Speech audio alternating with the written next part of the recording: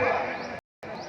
वहीं पर पता भी लगा, जब आभूषण वहां दिखाया गया राम से, तो राम तो पहचान गए कि तो सीता का आभूषण है। सुग्रीव ने बताया कि रावण आपकी पत्नी को लेकर के लंका गया है और ये आभूषण गिरा है। राम को पूरा विश्वास हो और लंका पर चढ़ाई करनी थी। उस रावण से लड़ करके सीता को छुड़ा कर लाना था, तो उसे छुड़ा कर लाने के लिए सुग्रीव से राम जो है मित्रता की, दोस्ती की, और उस दोस्ती में तय हुआ,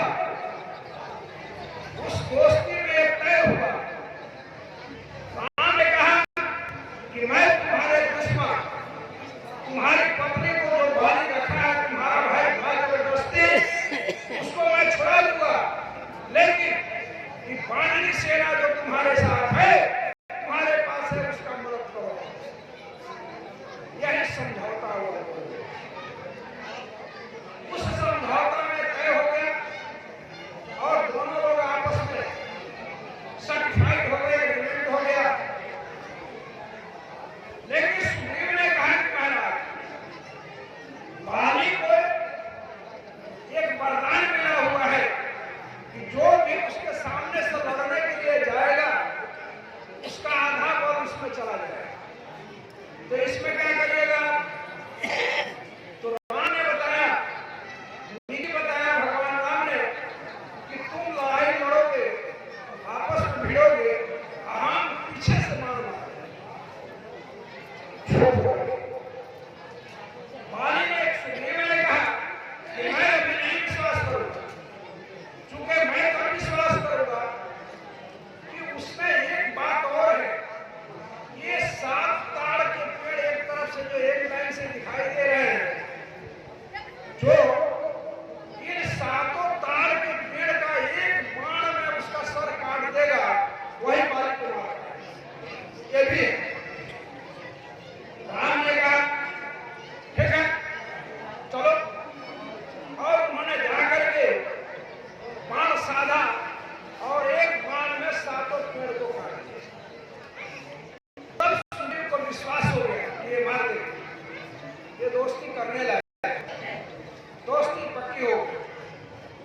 और इस सदगुरु के सिद्धांत से थोड़ा साइड में हम चल करके कह रहे हैं, इसलिए कह रहे हैं कि आप लोगों को बात समझ में आ जाए। ठीक है, तो जब राम ने कहा कि तुम और बाली दोनों लड़ो, आपस में भिड़ो, सुग्रीव जाकर के बाली के दरबार में जाकर के ललकारा, कहे बाली निकल युद्ध कर। तो बाली की औरत मना की, नहीं नहीं, जो आदमी डर के मारे जंगल में रहता है, पहाड़ में रहता है, आज उसको कौन सा शक्ति मिल गया है कि आकर के तुमको ललकार रहा है? कोई बात है, नहीं जाना है। लेकिन वो बलशाली था, उसने कहा कि नहीं हम चले, और दोनों भाइयों में युद्ध शुरू हुआ। दोनों भाइयों में जब युद्ध शुरू हुई, तो इतना बाली ने मारा सुग्रीव, मार कर उनको छीट दिया, दास नाश कर दिया, इतना ना मारा। चूंकि राम तो राजनीतिक है, राम तो कला के महान पुरुष है, राम तो माया के महापुरुष है, तो उनको यह बताना था, तुरंत ये एहसास करना था कि तुम बहुत कमजोर हो। तो इतना पिटवाए बाली से कि सुग्रीव किसी तरह से छुड़ा के हाथ मार छुड़ा करके भाग करके फिर किसी पहाड़ पर मरे हालत में गया। और वहां जब पहुंचा तब राम गए तो बड़ा सुग्रीव कहा, अरे आप तो बहुत धोखेबाज हो, अरे बाप रे, हमको तो बहुत पिटवाया, हम तो किसी तरह से छोड़ छुड़ा करके भाग करके बच के आ गए। तो राम ने घुमाया उसको। भगवान राम ने कहा, देख भाई, तुम्हारा चेहरा और उसका चेहरा एक समान है, हमारे समझ में नहीं आ रहा था कि कौन बाली है कौन सुग्रीव। उस लड़ाई के घेरा भिड़ी ले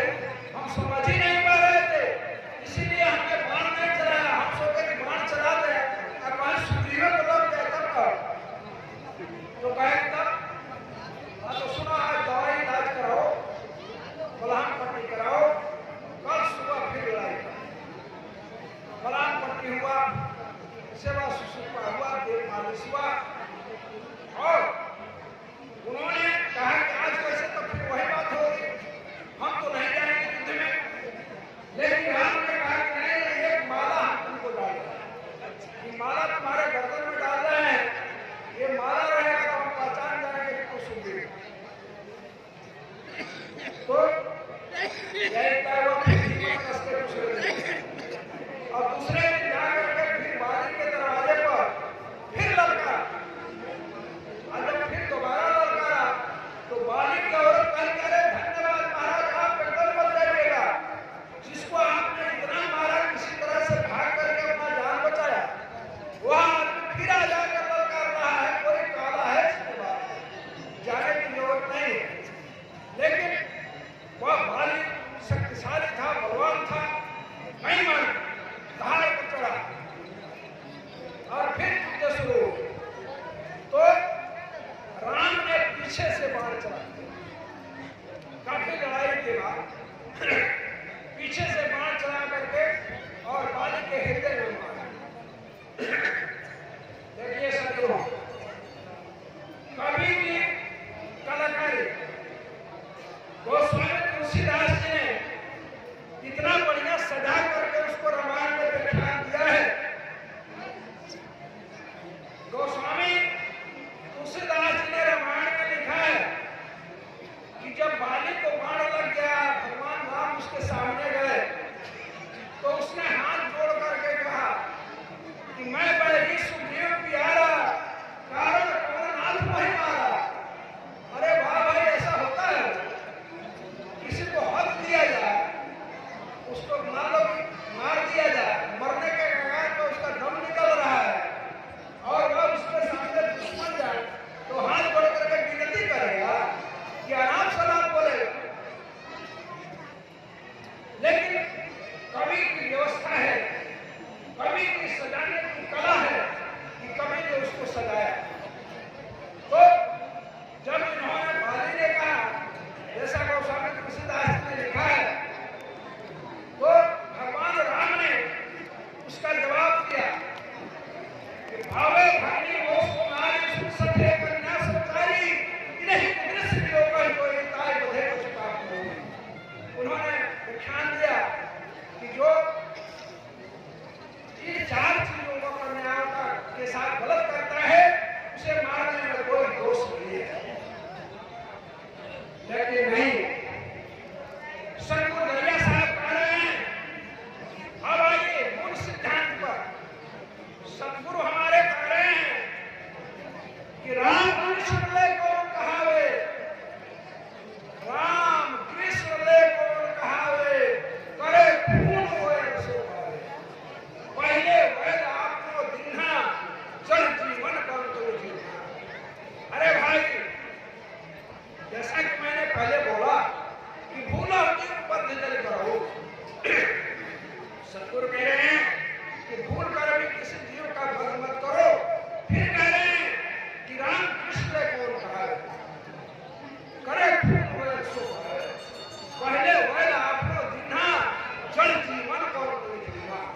राम कृष्ण भी इससे नहीं बच पाए, जीव हत्या का बदला देना पड़ा है, तो तुम भी फंस जाओ। कितनी बारीक बात है, कितनी बारीकी से सोचने का विषय है कि यदि यह जीव किसी का वध कर दे, सतगुरु इतनी सारी बात बता रहे हैं, तो भाई हम लोगों को क्या दुख लगा है, हम सभी जीव प्राणियों को क्या दुख लगा है इस संसार में आकर के। इस संसार में आकर के यही रोग लगा हुआ है, ये बीमारी, जबरदस्त बीमारी पकड़ी हुई है, बहुत बड़ी बीमारी है। वह बीमारी है जन्म लेना मरना, जन्म लेना मरना, जन्म लेना, यही बीमारी है। जन्मत मरत दूसरा दुख होई, जो जन्म लेगा वो मरेगा, जो जन्म लेगा वो मरेगा। यही करते करते इस जीव को जुगो जुगान को मिल गया, जन्म जन्मांतरों से जीव अमर लोक से आया और आकर के इसी चक्कर में पड़ा हुआ है। जैसे बनी रहत की घरिया एक दूसरे भारी, घरिया दस प्रयास कुछ पे होके मुक्त करारी। जब तक करारी मुक्ति नहीं होगी तब तक इससे छुटकारा नहीं मिलेगा। और इसीलिए सतगुरु कह रहे हैं कि जीव को मारोगे तो निश्चित है कि उसका बदला देने के लिए आना पड़ेगा।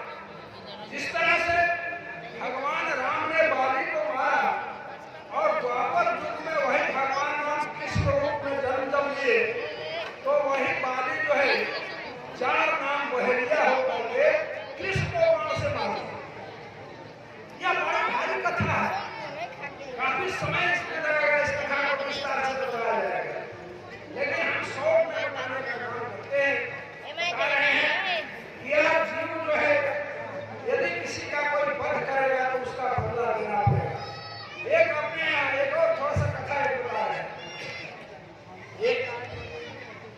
अपने शास्त्र के कथा में है कि एक जो है सजन कसाई हुआ करता, उनका नाम था सजन। और कसाई जैसे कोई हो और कसाई के यहाँ उसका समधी नहीं होता है, समधी अलग समधी भतीजा। और जैसे मान लो कि गाय भैंस रखने वाला व्यक्ति है, यदि उसके यहाँ कोई उसका समधी आ जाए और दही दूध न मिले, कितनी शिकायत है। सब्जी का खेती करने वाले जो लोग हैं, जो सब्जी का खेती करते हैं, अब तो सभी कर रहे हैं, पहले कुशवाहा ही करते थे, तो सब्जी वाले के यहाँ यदि उसका समधी आ जाए और उसको हरा सब्जी ना मिले तो उसकी शिकायत होगी कि नहीं होगी। मलाह यहाँ पीर के यहाँ कोई उसका रिश्तेदार उसका समधी आ जाए और उसे मछली ना मिले, उसकी बेइज्जती होगी। उसी तरह से सजन कसाई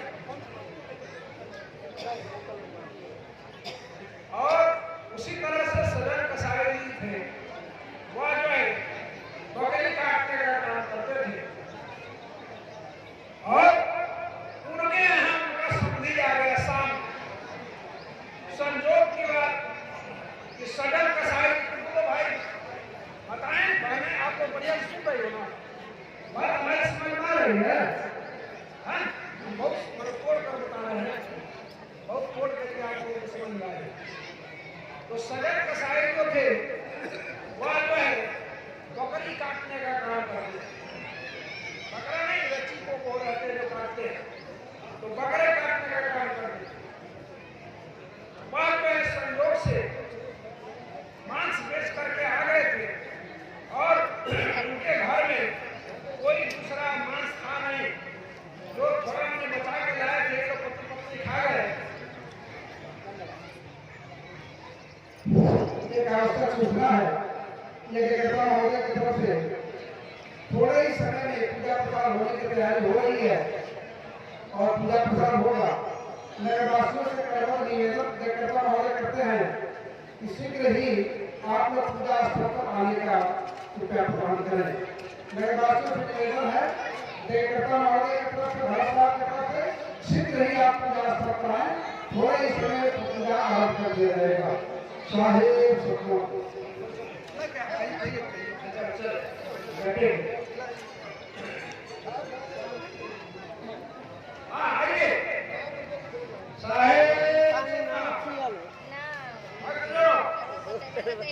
अब हुआ क्या?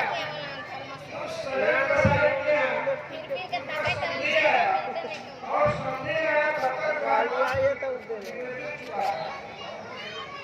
लेकिन अब समधी के आने पर मांस ना मिले कसाई के यहाँ तो उसकी बड़ी बेइज्जती होगी, समझियाना भी बढ़ना पड़ जाएगा। तो बड़ी चिंता में पड़ा सजन कसाई कि भाई अब क्या खिलाना, मांस तो खत्म हो गया है।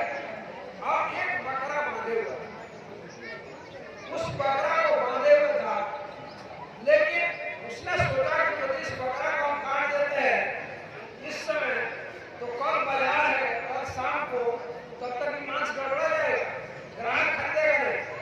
आप सब हम सभी जो है ग्रामीण क्षेत्र के हैं और सब हम लोग देखते हैं, बाजार मार्केट जाते ही हैं, आप देखेंगे किस तरह से बकरा को काटता है। जो मांस खरीदने वाला है वह जाकर के वहां खड़ा हो जाता है, अपने सामने उसको कटवाता है, यह देखने के लिए कि आप ताजा मांस है, सामने कटवाता है, खड़ा होकर हम देखिए घेर करके खड़ा रहता है खरीदने वाला। तो सजन कसाई समझे कि यदि हम आज तक इसका हत्या कर देते हैं, काट देते हैं, तो कल ये मांस बिकेगा नहीं। उसने जो है बड़ा चिंता में था, मतलब कैसे खिलावे, समधी को भी खिलाना था, ऐसे समस्या थी।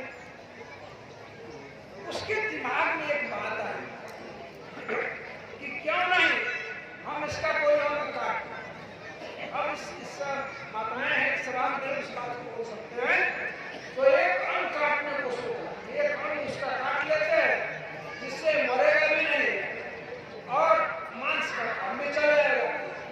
तो उसने छुरा लेकर के बकरा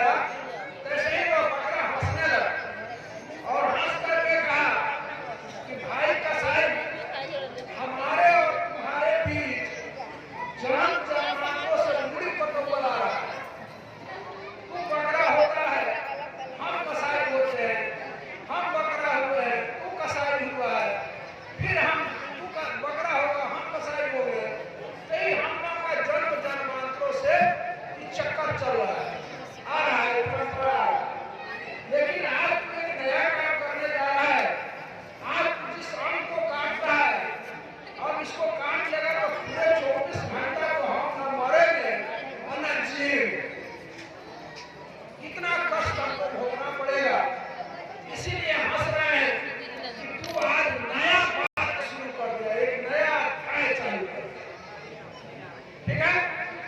तो सजन कसाई को ज्ञान हुआ और उन्होंने कहा कि अरे भाई ऐसा होता है क्या?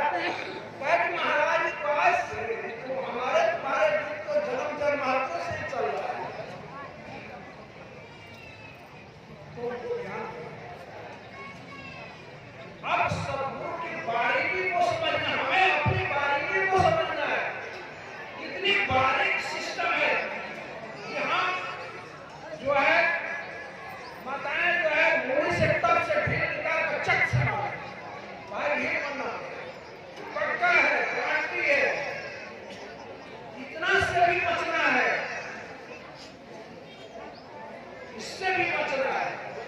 किसी जीव को नहीं मारना, भूल कर गए जस प्यार जीव आपको तस्त समय किया जाने सब सुख गंध के विचार, ये भाव जो तक नहीं आएगा और पूजा के नाम पर कह रहे हैं कि आतन पूजा सबको कह रहे हैं कि आतन पूजा नहीं जो पूजा सोचा चले वो देखना है।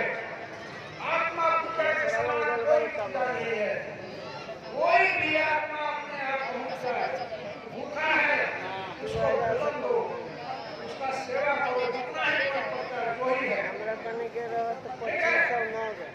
यदि घर में कोई सदस्य प्यासा है, ससुर प्यासा है, पति प्यासा है, कोई बच्चा प्यासा है, कोई भी प्यासा है, आज को जल चढ़ाने जा रहे हो और प्यासा को छोड़ दे रहे हो, उसका कोई मतलब नहीं है।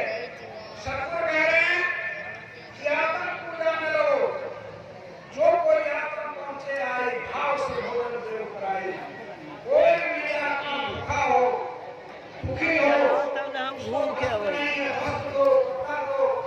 भोजन दो, ये इससे सबसे बड़ी पूजा है आत्म पूजा। पहले सदगुरु की आत्म पूजन नहीं देवपूजा, सदगुरु कह रहे हैं कि आत्म पूजन नहीं देवपूजा, सोई जाप चले देखना है। आत्मा पूजा के समान कोई पूजा नहीं है। और यहाँ तक विधान की बात है, सदगुरु जो सहज योग बताए हैं उस सहज योग में सदगुरु कह रहे हैं कि सहज योग अमृत रस चाखे परे कबर में सूखा, आनंद चीज दिए भरपूरा आनंद सहेज होगा।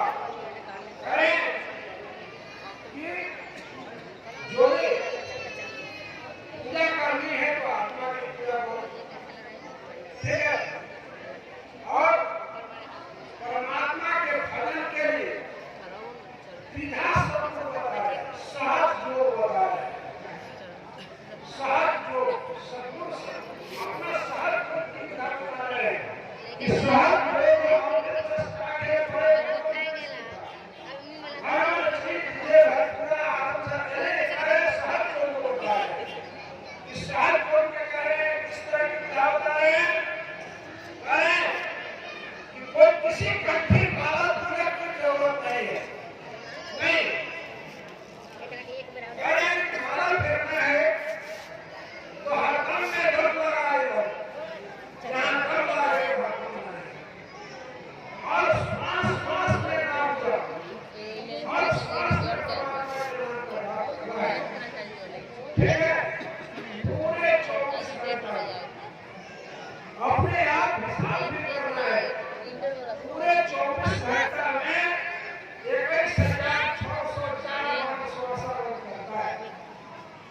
एक दिन एक रात में 21,604 पूरे 21,604 ये माला चल रहा है।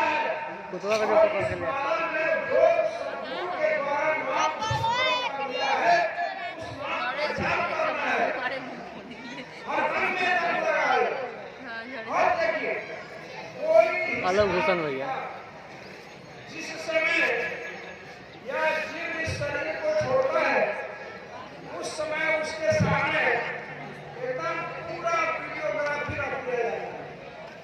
पूरे जीवन भर का चित्र उसका जो वीडियोग्राफी है वह उसके सामने रख दिया जाता है।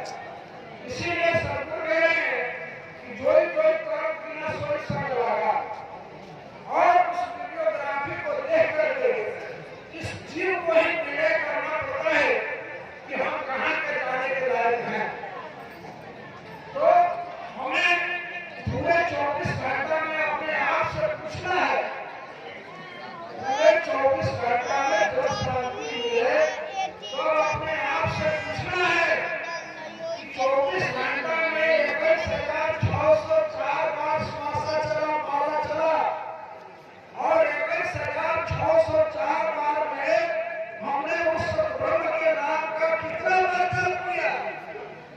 हिसाब निकल, पक्का पक्की हिसाब निकल जाएगा कि हम चोर हैं, हम बेईमान हैं, कि हम ईमानदार हैं। ये अपने आप से देखना है,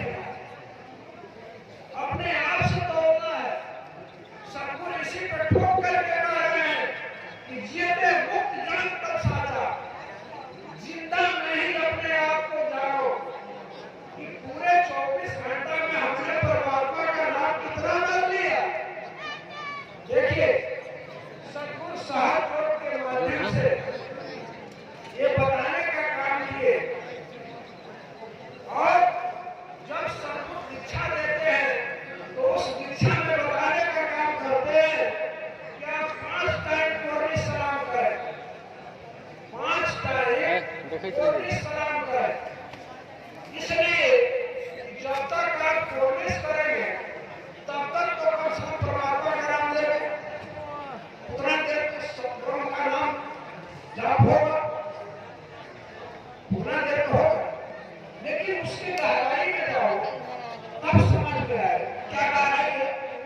जैसे स्कूल में बच्चा पढ़ने के लिए जाता है, आप सभी गए, आप लोग भी गए, तो 2 टाइम हाजिरी रहता है।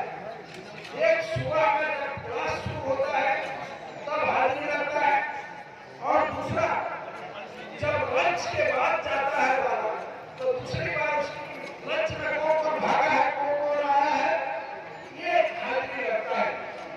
उसी तरह से उस सतब्रह्म के यहाँ 5 बार हम लोग को हाजिरी लगाना है। एक जो है गुरु जी बताए हुए, जो भी नामधारी हो गए सबको गुरु जी बताए होंगे। एक सुबह जो है सबसे पहले निष्ठा से उठने को परमात्मा के उत्तर पर खड़ा होकर के उत्तर दिशा को और उस सतब्रह्म का अभिवादन करना है, कोशिश करना है। और दूसरा स्नान करने के बाद, तीसरा भोजन करने के बाद, चौथा संध्या को, और 5वां रात में भोजन करने के बाद। इस 5 टाइम कोशिश करना है। कोई नहीं करता है, एकाध करते हैं, लेकिन बहुत ही बताते हैं। बहुत ही तो अपना जिम्मेवारी ले लिए कि भाई तुम 5 टाइम कोशिश करो और परमात्मा के नाम के बाद। लेकिन जो इस जीव का कल्याण चाहते हो, इस जीव को सही में परम पद प्राप्त कराना चाहते हो, तो भाई नियम को तो फॉलो करना पड़ेगा, नियम को मानना पड़ेगा। तो और इसमें अब और गहरी बात यह है कि जैसे मान लो कि स्कूल में लड़का जाता है, हेलो हेलो, स्कूल में लड़का जाता है, और स्कूल में लड़का जाए दोनों टाइम जाए, सुबह की हाजिरी उसकी बने और शाम को भी उसकी हाजिरी बने, लंच के बाद भी।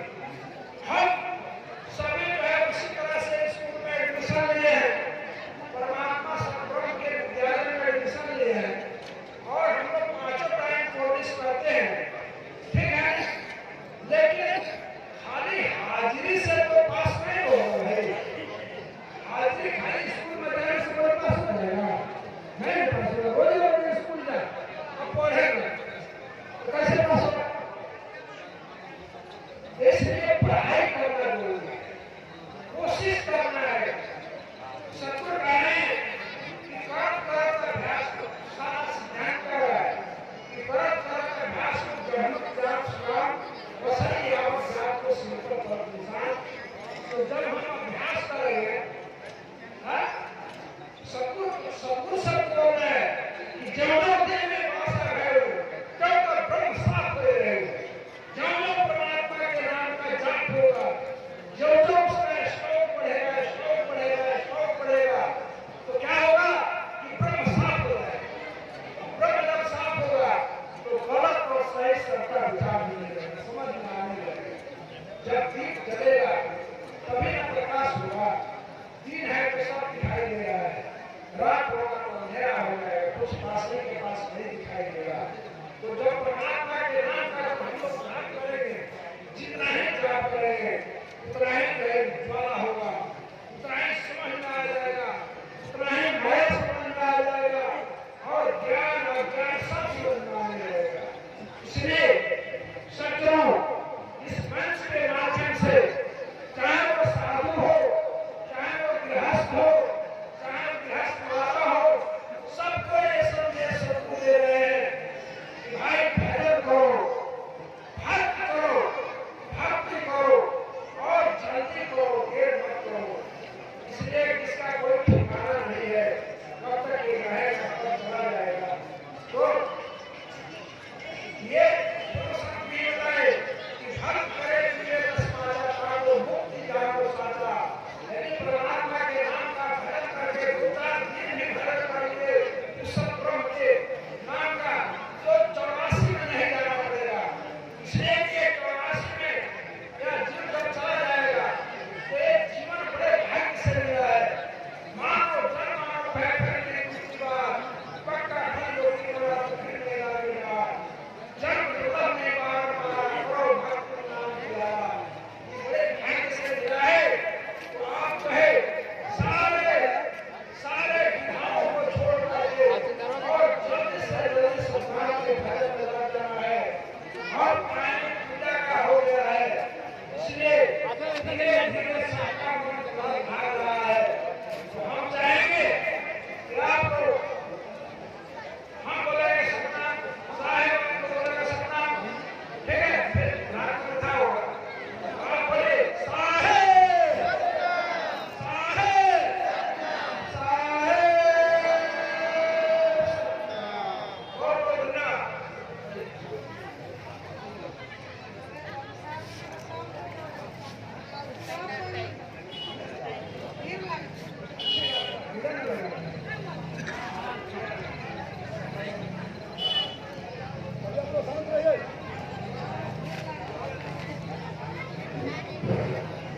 आप लोग सबको शांत रहिए और एक दूसरे के लिए साथ होगी देरी है अलग अंदर आप लोग हड़बड़ाइए नहीं हाथ होने के लिए अस्सी से तो आप लोग के लिए आगे बैठने में